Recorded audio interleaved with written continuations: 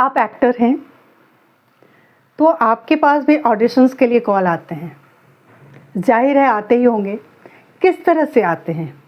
Suppose मैं अपनी बात करूं, मैं जिस उम्र में हूं मुझे अक्सर माँ के रोल के आते हैं, है ना, कि माँ का रोल है। अब मैं पूछती हूँ किस तरह की माँ, यानी टाइप्स ऑफ मदर, तो वो कहते नहीं जैसे कि होती है। माँ जैसे कि होती है, ये बहुत ही क्लिशे आंसर है, लेकिन माँ के भी कई क्लास हैं, स्टेटस हैं, और वो अलग अलग क्लास से आती हैं।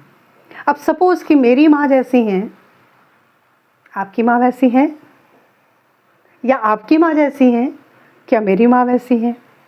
क्योंकि दोनों का रहन सहन, जो संस्कृति है, जो परिवेश है, जो खान पान है, जो पहनावा है और जो बोलचाल है, वो अलग अलग है।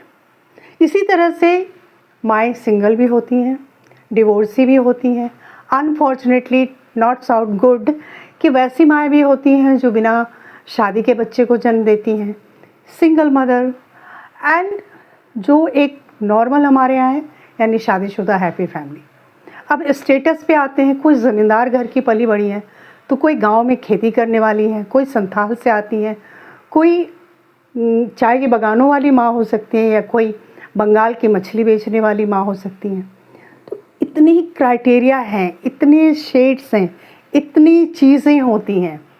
तो जिस तरह से कास्टिंग करने वाले आपको बड़ा क्लिशे आंसर देते हैं, आप भी वो गलती मत कीजिए, वो पूछिए, क्लियर कीजिए। और दूसरी बात, आप जब कैरेक्टर के बारे में सोचती हैं, यानी काम करना शुरू करती हैं, तो आप देखिए कि पर्टिकुलर जिस कैरेक्टर की बात की जा रही है वो कहाँ से आती हैं, उनका क्लास क्या है, स्टेटस क्या है, और वो किस पृष्ठभूमि में पली बढ़ी हैं।